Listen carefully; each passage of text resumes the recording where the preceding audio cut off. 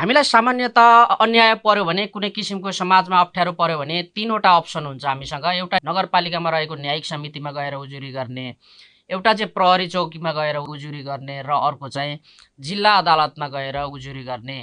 तीनवटा अप्सन हुन्छ र हामी सधैँ कन्फ्युजमा रहने गर्छौँ। कस्तो किसिमको समस्या पर्यो भने चाहिँ कुन ठाउँमा जाने, न्यायिक समितिमा पो जाने हो कि अथवा चाहिँ अदालतमा पो जाने हो कि अथवा प्रहरी कार्यालयमा जाने हो भन्ने कुरामा हामी सधैँ कन्फ्युज रहने गर्छौँ। र यो भिडियोमा हामी तपाईँहरूलाई छोटकरीमा कस्तो समस्या पर्दाखेरि कुन ठाउँमा जाने भन्ने कुरामा बुझाउने प्रयास गर्नेछौँ साथीहरू।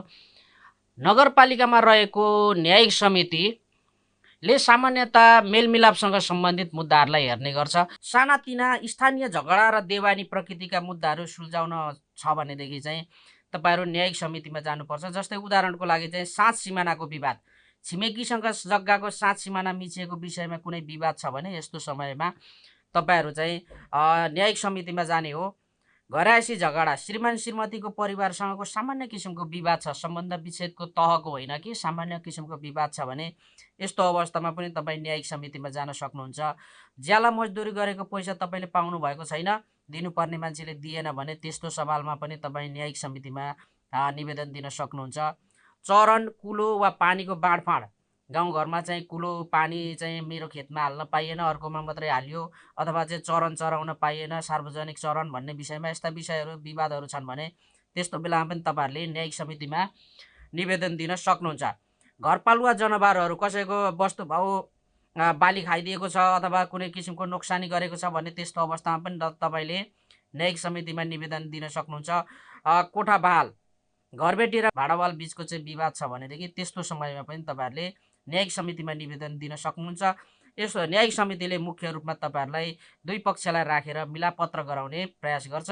यसमा चाहिँ जरिमाना गराउने अथवा न्याय दिने भन्दा पनि तपाईँहरूलाई अन्याय परेको सवालमा मेलमिलाप गराउने हुन्छ। र सामान्य किसिमका देवानी प्रकृति भन्ने बित्तिकै हामीले के बुझ्नुपर्छ भने सम्पत्तिसँग सम्बन्धित मुद्दा, पारिवारिक सम्बन्धसँग सम्बन्धित मुद्दा, पदसँग सम्बन्धित मुद्दा, हक तपाईँको कानुनी हकसँग सम्बन्धित मुद्दालाई चाहिँ हामी देवानी प्रकृतिका मुद्दा भन्छौँ। र फौजदारी प्रकृतिका मुद्दा भन्नाले चाहिँ शान्ति सुरक्षासँग जोडिएको मुद्दालाई हामी फौजदारी प्रकृतिको मुद्दा भन्छौँ।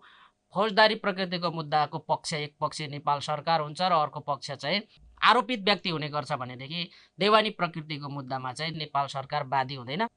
र हामी अब तपाईँहरूलाई चाहिँ कस्तो समस्या पर्दाखेरि चाहिँ प्रहरी कार्यालयमा जाने भन्ने विषयमा यहाँ बुझाउन जाँदैछौँ।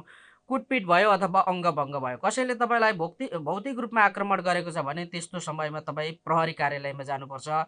चोरी, डकैती, लुटपाट, धनमाल हराएको वा कसैले लुटेको छ भने त्यस्तो अवस्थामा तपाईँ चाहिँ प्रहरी कार्यालयमा जानुपर्छ। कसैले तपाईँलाई ज्यान मार्ने धम्की दिएको छ, मार्छु भन्दै तर्साउँदै हिँडेको छ भने त्यस्तो बेलामा तपाईँ चाहिँ प्रहरी कार्यालयमा जानुपर्छ। कसैले जबरजस्ती करणी गरेको छ अथवा यौन हिंसा गरेको छ भने त्यस्तो समयमा तपाईँ चाहिँ प्रहरी कार्यालयमा जानुपर्छ।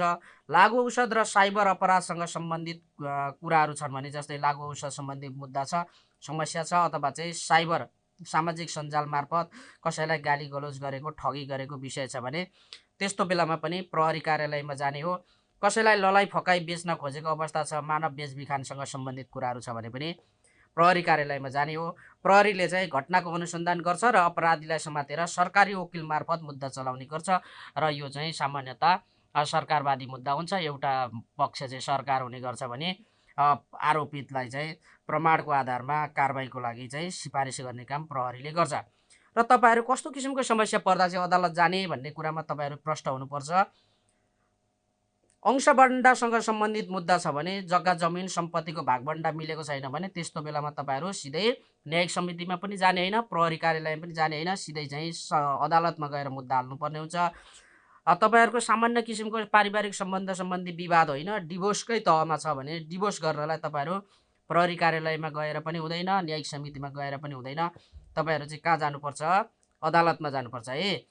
र ठुलो रकमको लेनदेन भएको छ भनेदेखि त्यस्तो बेलामा पैसा फिर्ता भएको छैन भने सानातिना लेनदेनका मुद्दाहरू चाहिँ न्यायिक समितिले पनि समाधान गर्ने गर्छ, प्रहरी कार्यालयले पनि सहजीकरण गर्ने गर्छ। तर अलिकति ठुला खालका समस्याहरू, लेनदेन सम्बन्धी कुराहरू छ भने तपाईँहरू सिधै अदालत जानुपर्ने हुन्छ। आफ्नो हक लाग्ने सम्पत्ति अरू कसैले कब्जा गरेको छ भने त्यस्तो बेलामा तपाईँहरूले चाहिँ सिधै अदालतमा गएर मुद्दा हाल्ने हो। न्यायिक समिति वा अन्य निकायले गरेको निर्णय तपाईँलाई चित्त बुझेको छैन भने त्यस्तो बेलामा पनि तपाईँले अदालतमा सिधै मुद्दा हाल्न सक्नुहुन्छ।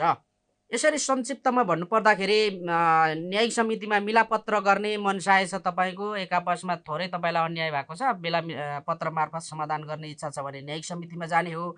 अपराध भएको छ, शान्ति सुरक्षा चाहिने भएको छ, तपाईँमाथि चाहिँ ज्यानकै धम्की छ, यस्तो अवस्था छ भने प्रहरी कार्यालयमा जाने हो। र आफ्नो हक स्थापित गर्न चाहनुहुन्छ, तपाईँको सम्पत्तिसँग सम्बन्धित कुरा छ, पारिवारिक सम्बन्धसँग सम्बन्धित मुद्दा छ, सम्बन्ध विच्छेदसँग सम्बन्धित छ भने तपाईँ सिधै अदालतमा जाने हो। यसरी तपाईँहरूलाई उदाहरणको रूपमा हामी कसरी बुझाउन सक्छौँ भन्दाखेरि, यदि तपाईँको जग्गा छिमेकीले चाहिँ खन्दाखेरि चाहिँ तपाईँको खेतको सिमाना अलिकति मिचेको छ भने तपाईँ त्यस्तो अवस्थामा न्यायिक समितिमा जाने हो। कुलो थुनिदिएको छ भनेदेखि तपाईँहरू चाहिँ न्यायिक समितिमा जाने हो भनेदेखि, यदि बुबाको नाममा रहेको जग्गा दाजुभाइमा अंशबन्ड गर्दा कुरा मिलेन, कसैले जालझेल गरेर तपाईँको जग्गा आफ्नो नाममा पारिसक्यो भने तपाईँ सिधै अदालतमा जानुपर्ने हुन्छ। श्रीमान श्रीमतीको सामान्य मनमुटाव भयो, खाना लाउन दिएन, सानोतिनो घरायसी किचलो भयो भने मिलापत्रका लागि न्यायिक समितिमा जाने हो। श्रीमान र परिवार सदस्यले कुटपिट गरेर निलडाम गरिदिए अथवा दाइजोको निहुँमा शारीरिक यातना दिए भने त्यस्तो बेलामा सुरक्षाका लागि प्रहरी कहाँ जाने हो। यदि दुवै पक्ष मिलेर बस्नै नसक्ने अवस्था छ र सम्बन्ध विच्छेद गर्नुपर्छ भने त्यस्तो बेलामा चाहिँ तपाईँहरू अदालत जानुपर्ने हुन्छ। तपाईँले छिमेकीलाई खेतालाको ज्याला बापत 5,000 दिन बाँकी छ वा छिमेकीले तपाईँको पसलबाट लगेको सामान पैसा दिएन भने न्यायिक समितिले तपाईँहरूलाई मिलाएर चाहिँ न्यायिक समितिले बोलाएर तपाईँहरूको पैसा फिर्ता गरेर लगाउँछ।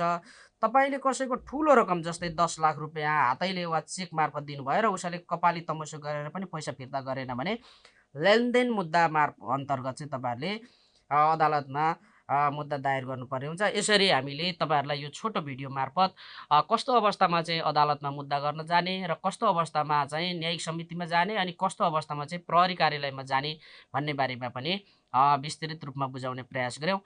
तपाईँहरूलाई यो भिडियो जानकारीमूलक लाग्यो, उपयोगी लाग्यो भने भिडियोलाई लाइक, सेयर र च्यानललाई सब्सक्राइब गर्न नभुल्नुहोला। हस्त, धन्यवाद।